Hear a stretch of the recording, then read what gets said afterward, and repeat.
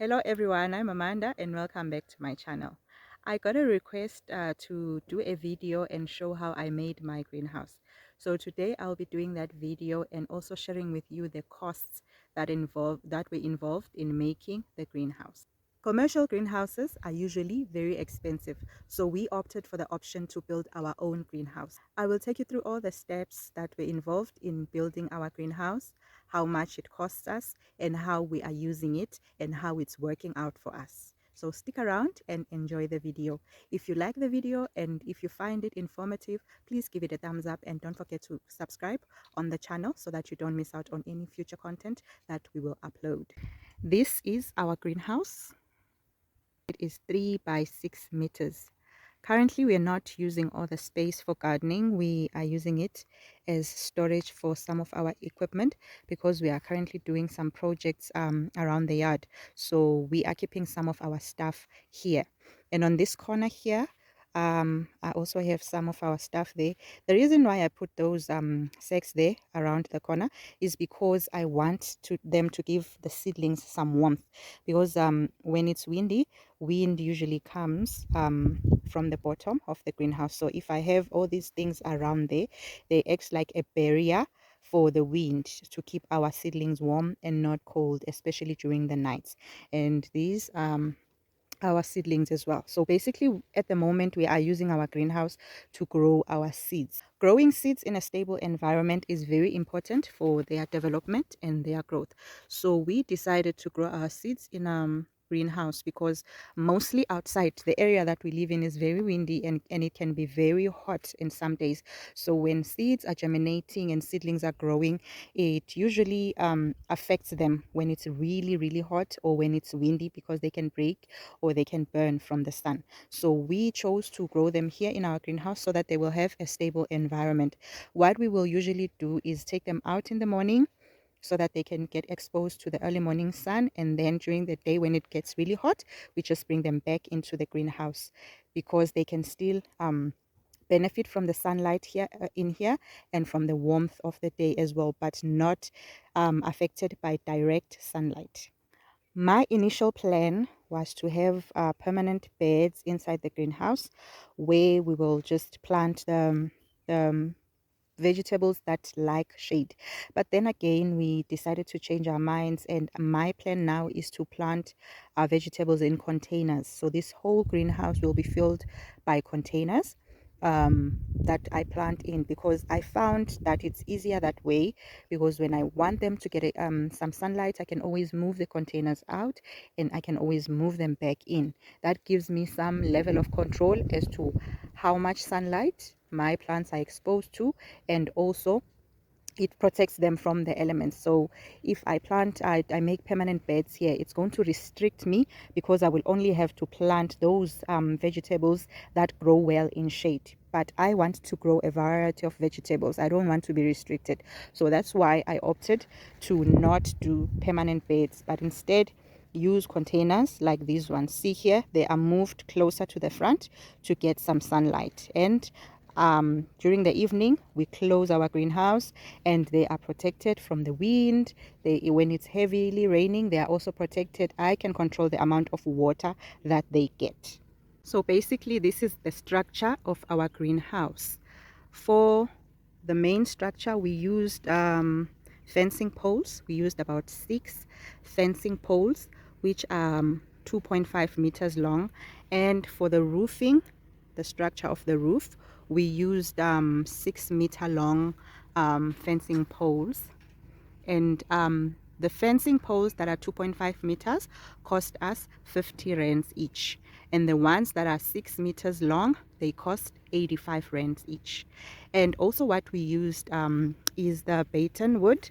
It's usually used for ceiling boards. We got 12 of these for 800 rands, and we only used about 6.5 of these, so which cuts down the costs of the actual material.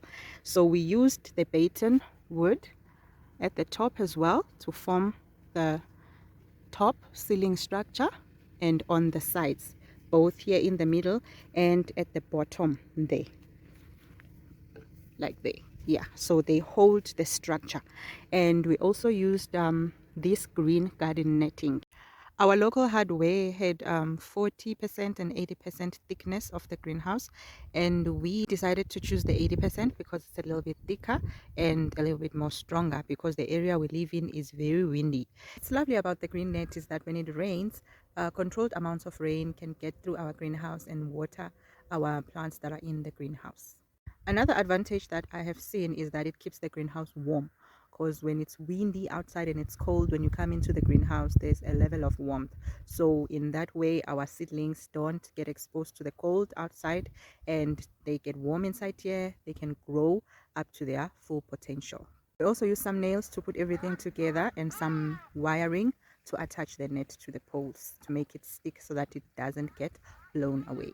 So when we close our greenhouse, we simply unroll it, and then I've got some ropes here where I just tie the ends, and when we open it, we simply roll it up. The reason why we have to tie it with the ropes is because we use the batten wood and it's lighter, so when the wind blows, it gets blown, so we have to tie it into place. Another way you can do it, I would say, just use the 2.5-meter poles because they are heavier. That way, when you unroll it and you put it down, it doesn't get blown, so you don't have to tie it up. So every morning we open it, we roll it up and let the sun come in and just the air flow inside the greenhouse, and every evening we just unroll it and just tie it up so that the plants are kept warm during the night, because nights here are really cold. So it's time to do the math now. With commercial greenhouses, usually their prices for a size like this, 3.3 by 6 meters, it would usually cost about 5,000 and above. 5,000 if it's the cheaper version of it, but usually above 5,000 rands. So here in front of me, I've got a small piece of paper where I've written down all the calculations to the cost of this entire greenhouse. And with 2.5-meter poles, it's 50 rands each, and we used about 6, which is equal to 300 rands. And we also used 3 of the 6-meter poles, which is 85 rand each pole, and it comes up to 255 rands.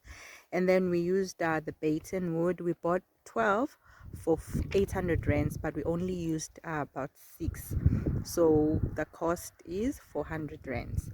And the green netting, it was 50 meters. When we bought it, we bought a roll of 50 meters, but then I think almost 20 was left over, so I just said here it's 900 rands for the green net.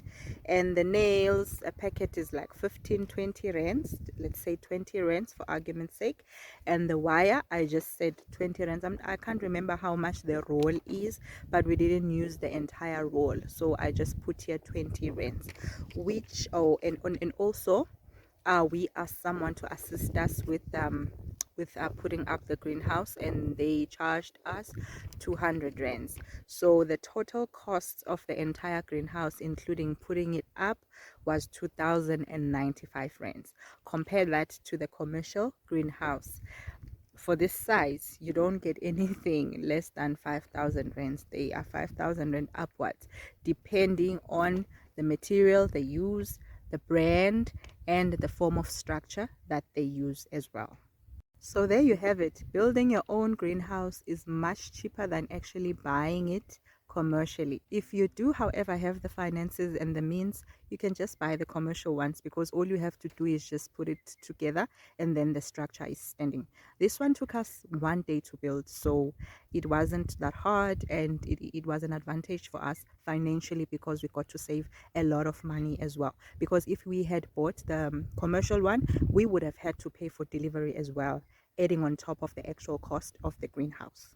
For me personally, saving money is really important. DIY projects are usually cheaper and they are easier. And also, what I like about DIY projects is that you build what you want.